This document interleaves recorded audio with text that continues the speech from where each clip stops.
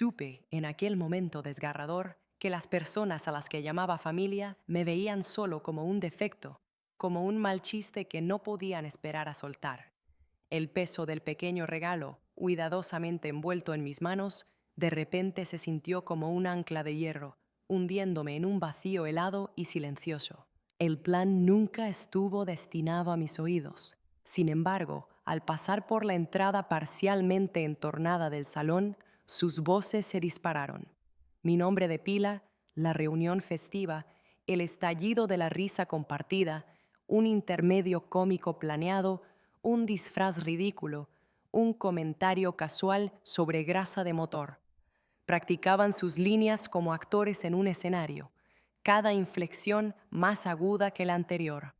Me detuve completamente inmóvil, agarrando el detalle que había seleccionado para ellos, sintiendo el calor opresivo de la luz interior y el golpe gélido del suelo de piedra bajo mis pesadas botas.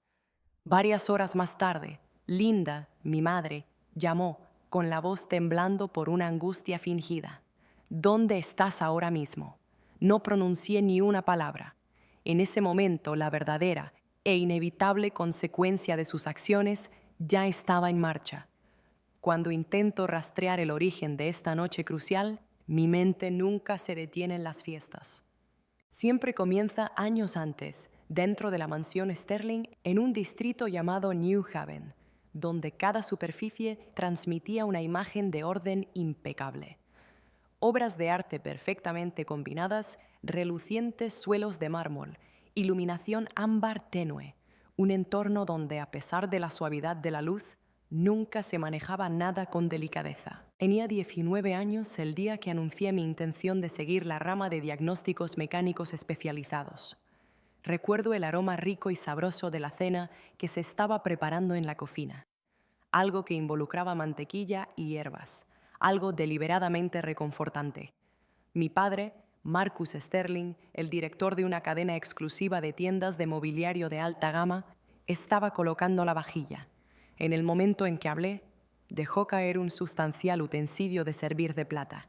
El estrépito metálico resultante resonó mucho más fuerte de lo que debería, una marca de puntuación aguda y enfadada. Mi madre, Linda, la mujer que orquestaba destacados eventos de caridad y mantenía meticulosamente la inmaculada presencia social de la familia, simplemente parpadeó con lentitud, como si su software de comprensión estuviera fallando. Mi hermano mayor, Gregory, médico en formación en ese momento y el modelo de oro de la familia, bajó la mirada discretamente para ocultar una breve expresión de diversión. Mi hermana menor, Felicity, asistente dental de fin de semana y curadora de medios de comunicación de aspiraciones en línea, soltó una risa corta, frágil y abierta. La cuchara de servir se tambaleó y giró sobre el suelo de baldosas. Me arrodillé para recogerla. Mis dedos rozaron el metal frío y depositaron un rastro tenue de lubricante oscuro del componente de motor que había manipulado antes. El veredicto tácito se cernió pesado en el aire, completando la frase por ellos. Esta empresa no es compatible con nuestro legado. Tras ese día, la dinámica se volvió fija, predecible como el clima estacional. Linda deslizaba discretamente impresos para puestos de asistente administrativa o recepcionista por la encimera de la cocina, evitando siempre el contacto visual mientras comentaba: «Esto ofrece mucha más estabilidad». Hacía un vago gesto hacia mis manos, donde las finas líneas de grasa de motor resultaban imposibles de erradicar por completo, especialmente al interactuar con cierta compañía. Gregory, durante sus infrecuentes visitas a casa, me palmeaba el hombro con una empatía clínica y distante. «Solo ten precaución con ese trabajo extenuante», aconsejaba, implicando que estaba perpetuamente a un error de validar su escepticismo. Felicity grababa vídeos de estilo de vida en el solarium, su enorme aro de luz iluminando su cabello mientras narraba anécdotas sobre cómo alcanzar la armonía personal y la gracia. Cuando yo me movía detrás de su cámara, hacía un gesto teatral de disgusto para sus espectadores, una broma privada que no debían descifrar. Otra vez vapores de petróleo, gorjeaba, riendo. Su sección de comentarios se llenaba inmediatamente de pequeños iconos animados de sonrisas. Mantuve mi silencio, reconociéndolo como el rasgo de carácter asignado que había dominado. Mi comportamiento tranquilo aseguraba el buen funcionamiento del hogar y protegía su reputación cuidadosamente construida. Cada vez que se reunían familiares lejanos, compañeros de iglesia o vecinos, me movía despacio, hablaba en voz baja y me aseguraba de que mis botas de trabajo no resonaran con fuerza en el suelo de madera. Permanecer invisible era el camino más seguro. Invisible evitaba posteriores sermones sobre mi tono, postura o comportamiento general. La imagen persistente en mi memoria es un momento pequeño y tranquilo. Yo de pie en el fregadero de la cocina lavando platos, el vapor enroscándose alrededor de mis antebrazos. Detrás de mí, mi familia estalló en risas por una anécdota de la que no era partícipe. Miré fijamente el agua que fluía sobre el creciente de mancha oscura cerca de mi uña del pulgar. Ese fue el instante en el que realmente registré los estrechos límites de quién se me permitía ser dentro de esas paredes y quién se me prohibía activamente llegar a ser. Llegué a la finca de mis padres antes de tiempo esa noche, agarrando un pequeño recipiente pulcramente envuelto, un detalle que había seleccionado después de un agotador turno en el taller de reparación.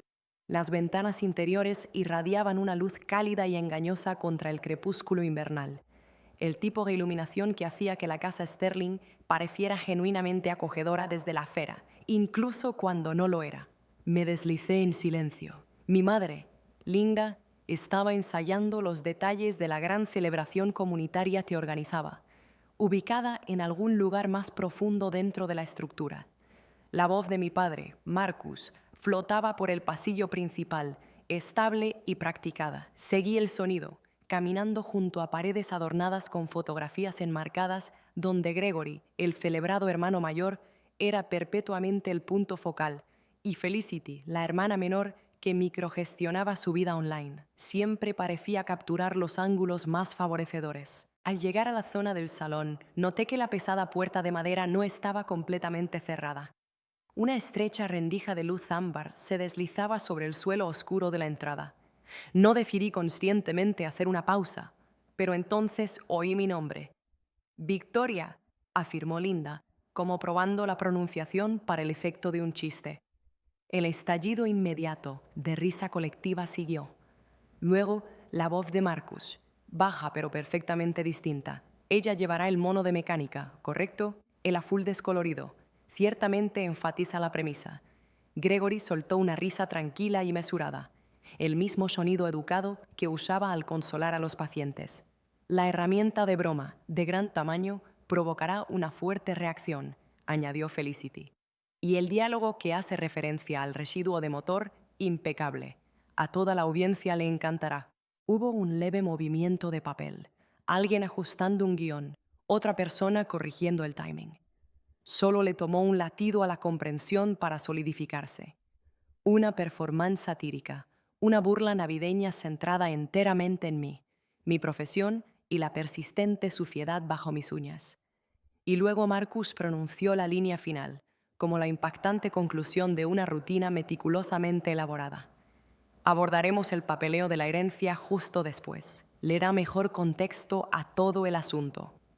Sentí que el paquete en mis manos se volvía abruptamente pesado como el plomo. El papel decorativo se arrugaba débilmente bajo mi agarre involuntario. El pasillo de repente se sintió más frío que el aire invernal exterior. Nadie dentro de la habitación rompió su cadencia. Nadie percibió mi presencia congelada allí. Me retiré lentamente, asegurándome de que mis botas no hicieran ruido en el azulejo importado, la caja apretada contra mi esternón. Para cuando llegué al exterior, la verdad era prístina y afilada. Había escuchado por casualidad la estrategia precisa de mi familia para ridiculizarme públicamente durante las fiestas.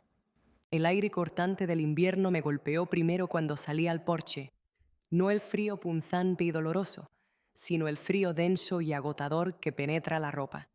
Me quedé quieta por un momento, todavía agarrando el regalo que había traído, el envoltorio ahora sutilmente estropeado por mi agarre.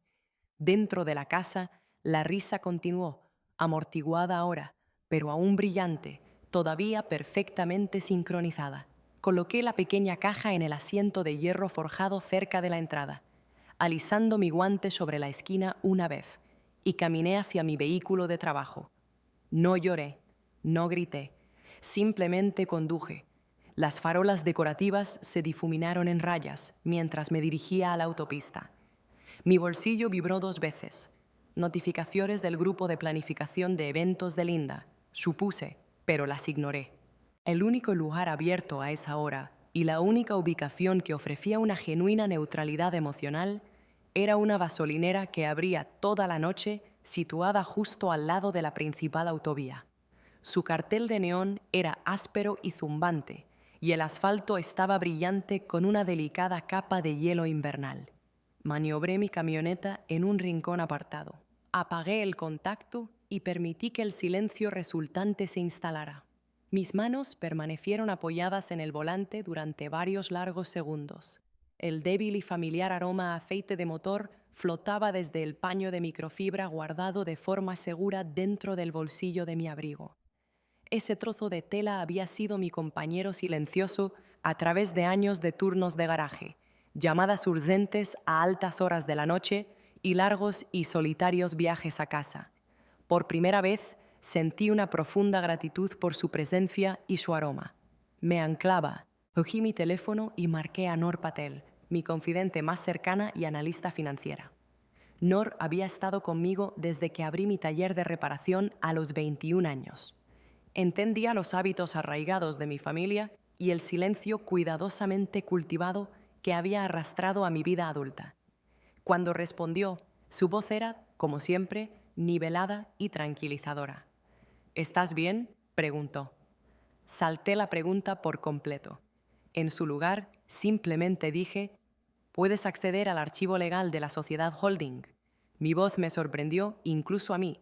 Era plana, precisa, casi clínica. Hubo una pausa mientras Noor hacía clic en las carpetas digitales. Observé las luces fluorescentes parpadear sobre el cemento húmedo. De acuerdo, confirmó ella. Lo tengo. ¿Por qué? Solo abre la lista de documentos. Escuché los movimientos de su cursor, deslizándose, deteniéndose, deslizándose de nuevo. Victoria, dijo, un nuevo tono en su voz. ¿Estás sentada? Estoy en mi camioneta. Necesitas ver esto, insistió. Ahora mismo. Abrí la carpeta en mi propio dispositivo, una acción que rara vez realizaba fuera del horario laboral. Apareció la lista de inventario, facturas, acuerdos de arrendamiento, notificaciones oficiales y formularios de propiedad. Un nudo frío se apretó en mi abdomen. Hice clic en el documento de arrendamiento de la propiedad comercial en Wexford. Esta era la ubicación que albergaba el centro de exhibición de muebles insignia de mi padre Marcus, la instalación de la que se jactaba en cada evento familiar, el orgullo de Marcus Sterling. El nombre del inquilino se mostraba claramente. El nombre del arrendador también parpadeó ante mí. El mío, no mi identidad personal, sino mi sociedad holding de bienes raíces dedicada, la que Noor me había ayudado a crear cuando tenía 25 años y que yo había usado para invertir en pequeñas parcelas industriales alrededor de la ciudad. Sabía que legalmente era dueña del sitio, por supuesto, pero nunca había conectado esa propiedad con la dinámica emocional con mi familia. No hasta este preciso momento. Deslicé hacia abajo aún más. Registros de pago. 3 pagos recientes estaban marcados como deficientes. Una escalada significativa y pendiente en la tasa de alquiler de mercado. Un pacto específico con respecto a la no renovación que Noor y yo habíamos señalado hace meses, cuando ella me alertó sobre el cambiante clima comercial. En ese momento, simplemente se sintió como una conducta profesional diligente. Ahora se sentía como algo mucho más poderoso. Están llevando a cabo negocios en tu activo, dijo Noor en voz baja, y están morosos. Me recosté fuertemente contra el cojín del asiento. La luz de neón de arriba vibraba, fría y rítmica. Durante un periodo sostenido no hablé. Simplemente permití que la información se asimilara, no como un repentino flash de perspicacia, sino como una verdad lenta e inevitable que finalmente salía a la superficie. ¿Cuál es tu preferencia?, preguntó Noor. Volviendo a su tono profesional, miré el arrendamiento. A los cálculos de alquiler revisados que Nor había escrito en los márgenes meses antes, a los avisos de terminación que aún no había despachado, a la carpeta de instrumentos legales de plantilla esperando mi finalización. La respuesta surgió con una claridad inesperada. Todo según las normas. Entendido, respondió ella, cambiando instantáneamente al modo operativo. Entonces comencemos. Tomé el pequeño ordenador portátil que guardo para tareas administrativas del compartimento trasero y lo coloqué en el soporte del salpicadero. La luz pálida de la pantalla bañó el interior de la camioneta, resaltando las minúsculas abrasiones en el volante, el polvo fino en mi calzado y los débiles rastros de residuo de motor debajo de mis uñas. Nor me guió verbalmente a través de cada paso subsiguiente. Abrí hojas de cálculo, cotejé fechas de pago, calculé saldos pendientes, revisé cláusulas de alquiler, generé una demanda formal de pago, redacté una notificación de no renovación, revisé el ajuste de la tasa de mercado basado en propiedades comparables actuales, adjunté documentos que verificaban la propiedad y preparé la carta de presentación para un envío rápido por mensajería. Cada procedimiento tenía una inmensa sustancia, no carga emocional, sino procesal, factual y completamente controlado.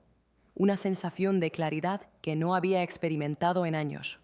En un momento, Nor observó: si orquestaron una lección navideña para ti, esto es simplemente tu ofrecimiento recíproco. No me reí ni siquiera sonreí. Mis dedos se detuvieron sobre el teclado. No es un ofrecimiento, corregí. Es un límite. Ella captó la distinción al instante. Una vez que el paquete completo estuvo finalizado, firmado electrónicamente, con sello de tiempo y subido, me senté inmóvil durante un minuto sólido. La estación estaba casi desierta. Un vehículo de transporte distante zumbó al pasar. En algún lugar detrás de mí, un dispensador de bebidas se puso en marcha. Pulsé el botón para transmitir los documentos al servicio de mensajería. El timbre de confirmación sonó suavemente. Cerré el portátil, me limpié las manos en el paño de mi bolsillo y miré la extensión negra de la carretera por delante. Esta vez, declaré en el silencio, no seré yo quien repare lo que ellos desmantelaron. La celebración de Nochebuena en el local de Lakewood siempre parecía predecible. Iluminación suave, follaje carmesí adornando el escenario, el equipo de transmisión instalándose como si la familia Sterling fuera el único foco del evento en sí. Mi madre, Linda, prosperaba en este entorno. Navegaba por el salón, enderezando coronas decorativas, dando asentimientos bruscos a los organizadores, puliendo lo que ella denominaba el ambiente de abundancia. Yo no estaba allí, pero mi ausencia pasó desapercibida inicialmente. Dentro de la sala de recepción, la ola inicial de parientes estaba tomando asiento. Mi padre, Marcus, estaba revisando notas para su breve discurso. Gregory, el hermano siempre alzado como un triunfo, se ajustó la corbata en una columna reflectante. Felicity, perpetuamente buscando el ángulo perfecto, revisaba la cámara frontal de su teléfono repetidamente, alisando su cabello entre autochequeos. El mensajero llegó precisamente a las 6:47 p.m. Se movió discretamente por el pasaje decorado, pasando junto a un coro juvenil practicando canciones de temporada. Llevaba una pila pulcra de sobres oficiales y prístinos. Preguntó por Linda Sterling por su nombre. Ella sonrió, asumiendo que eran promesas o confirmaciones de último minuto. Cuando rasgó el primer sobre, la expresión de su rostro se desintegró inmediatamente. Primero, confusión. Luego un pequeño y meticuloso shock, como un filamento de luz fallando antes del fallo total. Los papeles dentro se deslizaron limpiamente sobre la mesa bajo la brillante iluminación. Aviso de incumplimiento, aviso de no renovación, horario de renta de mercado revisado, libros de contabilidad de pagos, registros de propiedad enumerando al arrendador, Victoria Sterling. Su mano tembló. El papel crujió mientras ella giraba frenéticamente las páginas. Marcus se acercó. ¿Qué es exactamente eso? Linda no ofreció respuesta. Gregory tomó una página para examinarla. Su mandíbula se tensó. Mamá, este es el contrato de arrendamiento de la sala de exposiciones. Felicity se asomó por encima de su hombro. Sus ojos se abrieron. Espera, Victoria es dueña de la propiedad. El ministro, de pie en silencio en la entrada, dejó de dar directrices al operador de cámara. Alguien bajó las luces del escenario. Incluso el canto apagado del coro juvenil pareció disiparse. Una de mis tías susurró: ¿por qué entregaría Victoria esto esta noche? La voz de Linda finalmente regresó, delgada e inestable. No, esto debe ser un error. Ella no lo haría, no tiene la capacidad. Pero el pie de página del registro de propiedad seguía confirmando al mismo arrendador: Victoria Sterling. No su hija mecánica, su hija silenciosa, su hija invisible, la que intentó convertir en un chiste estacional. A las 7:02 p.m., Marcus intentó llamarme. Cuando no respondí, Linda arrebató su teléfono. Sus pesados pendientes temblaron con la fuerza de su movimiento. Salió de la sala de recepción, presionando el dispositivo firmemente contra su oído. La primera llamada fue directamente al buzón de voz. La segunda, también. En el tercer intento, respondí. Estaba de pie afuera de una cabaña alquilada en las montañas de Colorado. Nieve en polvo flotando sobre el porche cubierto. Escuché su aliento primero, agudo y tenso.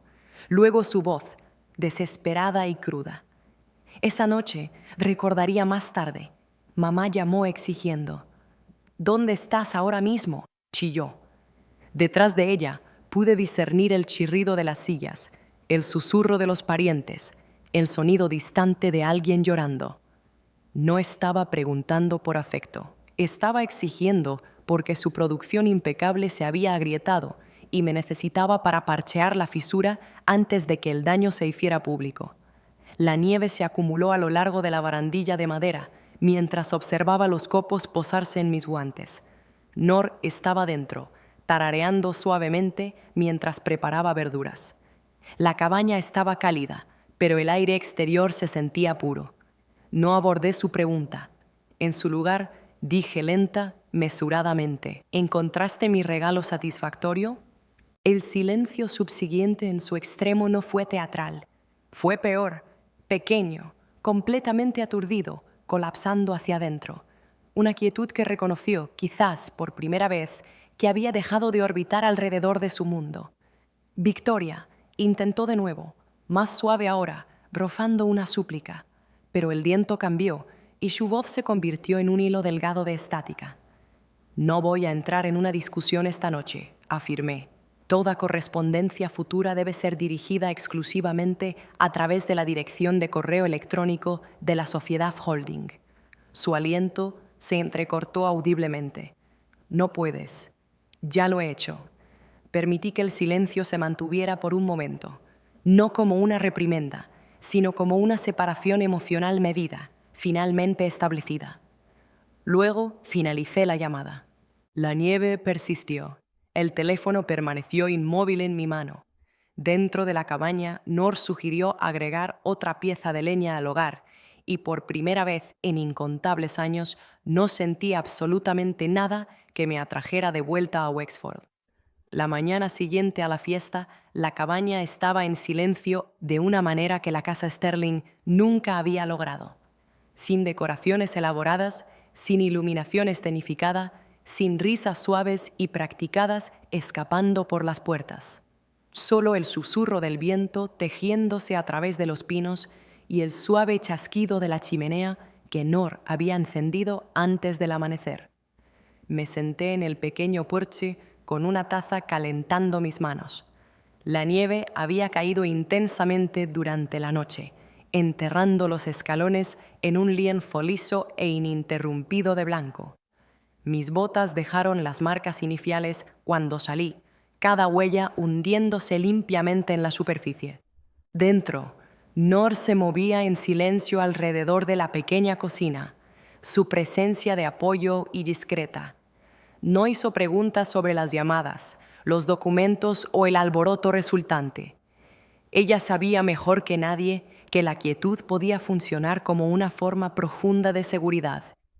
Revisé mi bandeja de entrada solo una vez. Un mensaje de Marcus, mi padre, estaba en la parte superior. Era conciso, desprovisto de saludos o reprimendas. conteniendo zona logística con respecto a las transferencias operativas, puntos de contacto y horarios de pago, profesional, controlado, el tipo de correo electrónico que enviaría a un contratista externo o a un arrendador. Por primera vez, me estaba dirigiendo en el rol preciso que había forjado con éxito para mí misma. Respondí de la misma manera, brevemente, formalmente, y establecí límites firmes. Luego cerré la pantalla. El resto de la mañana transcurrió en pequeñas acciones deliberadas. Barrí la acumulación de la barandilla, acarreé leña adicional y apreté una bisagra ligeramente suelta en la puerta de la cabaña. Se sintió fundamentalmente bien reparar algo donde la restauración no requería el sacrificio de piezas de mí misma. A medida que el sol subía más alto, la luz se desplazó por el claro, capturando el delgado creciente de residuo oscuro que todavía marcaba mi uña del pulgar, un recuerdo de la noche en que me fui. En Wexford había sido el chiste previsto. Aquí era simplemente la firma del trabajo que había elegido. Permanecí en el porche hasta que el frío presionó suavemente contra mis dedos y el aire de la montaña se estabilizó por completo en mis pulmones. No había urgencia de volver, ni expectativa que satisfacer, ni versión de mí misma a la que tuviera que reducir. Solo la nieve, solo la quietud, solo la distancia necesaria para finalmente respirar profundamente.